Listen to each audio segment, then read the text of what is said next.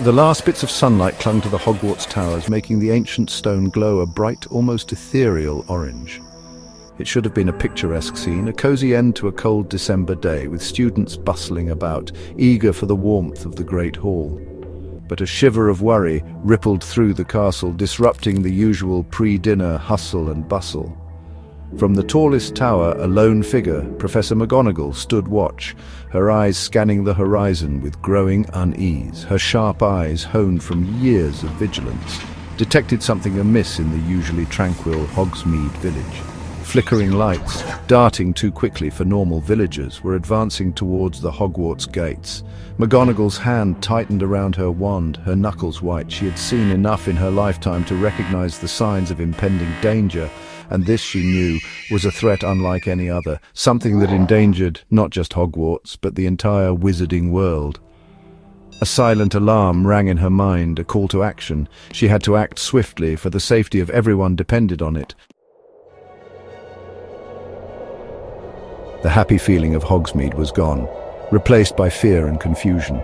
The once bustling streets were now eerily silent, and the cheerful chatter of villagers had turned into whispers of dread.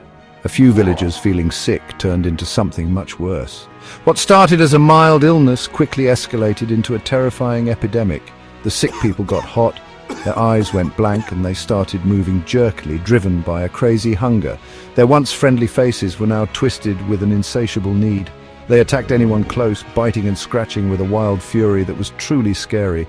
Friends turned on friends, and neighbors became enemies in an instant. Panic spread through the streets like a fire. The once peaceful village was now a battleground, with people running in every direction, desperate to escape the madness. Screams filled the air as the sickness, whatever it was, took over the village. The sound of terror echoed through the narrow streets, making it impossible to find solace. People who weren't sick locked themselves inside, their faces white with fear, listening to the chaos outside. They huddled together, hoping the nightmare would pass. But even the strongest doors wouldn't hold for long. The relentless pounding and scratching grew louder, a constant reminder that safety was fleeting. The quiet of Hogwarts was broken by scared villagers running from Hogsmeade. Their clothes were ripped, their eyes wide with terror, and their stories scared everyone who heard them. McGonagall, her face serious, didn't waste time. The castle went on high alert, protective spells went up, and students went to the safety of their common rooms, but it was too late.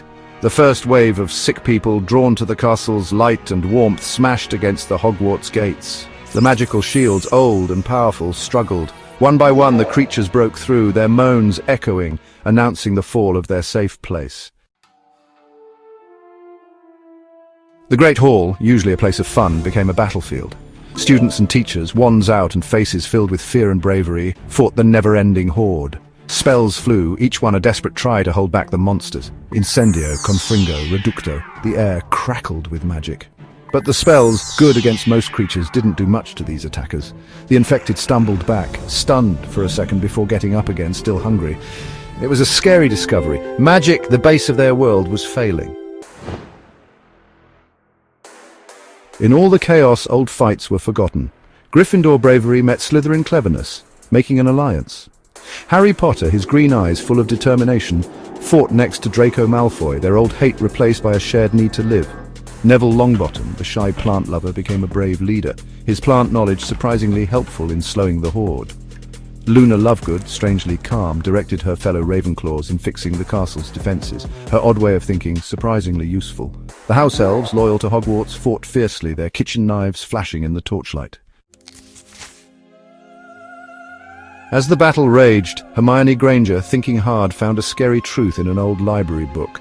The sickness, the hunger, the never-ending attack, it all meant one thing: necromancy, a really dark and powerful kind, powered by a cursed object. The source, the book said, was deep in the Forbidden Forest, a shadowy place said to have creatures even scarier than the ones attacking the castle. Hermione shivered. They were facing something unlike anything they'd seen before, something that could destroy not just their world, but their very souls. Now knowing where the curse came from, a desperate plan started. Harry, Ron, Hermione, and surprisingly Draco volunteered to go into the Forbidden Forest. Their mission: find and destroy the cursed object before its magic spread. The other students and teachers got ready for a last stand. If Harry and the others failed, Hogwarts would be their last hope. The castle, damaged but not broken, stood tall against the darkness, a light in a world close to falling apart. Everything rested on a few brave people. The fight in the Forbidden Forest was a storm of spells, roaring monsters, and brave fighting. The air crackled with energy as spells flew in every direction, illuminating the dark forest with bursts of light and color. Harry and his friends faced nightmare creatures, their skills and courage pushed to the limit. Each spell cast was a testament to their training and determination as they fought to protect their beloved school. Finally, after what felt like an eternity, they found it, the source of the curse. Hidden deep within the forest, it was a discovery that brought both dread and hope. It was a creepy idol, pulsing with evil energy. Destroying it was hard. The idol seemed to resist their every effort, its dark magic lashing out in defense. It was protected by dark magic, powered by the forest. The ancient enchantments woven into the idol made it nearly indestructible, feeding off the very essence of the Forbidden Forest. But together, using their combined strength and love for Hogwarts, they unleashed a wave of pure magic, shattering the idol. Their unity and determination created a force that the dark magic could not withstand. Relief washed over them as the dark magic disappeared. The oppressive weight that had hung over the forest lifted, leaving behind a sense of peace and calm. The infected monsters collapsed, turning to dust. The once fearsome creatures disintegrated into nothingness, their threat finally neutralized. Back at Hogwarts, the change was instant.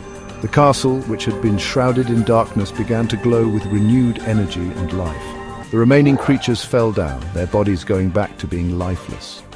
The dark magic that had animated them was gone, leaving only empty shells behind. Cheers of relief and thanks echoed through the castle. The battle was over. The students and staff of Hogwarts celebrated their hard-won victory, their spirits lifted by the triumph over darkness. Hogwarts, scarred but not broken, had lived. The castle bore the marks of the battle, but its heart remained strong and unyielding. The days after were filled with rebuilding and healing. Students and teachers worked side by side, repairing the damage and restoring the castle to its former glory.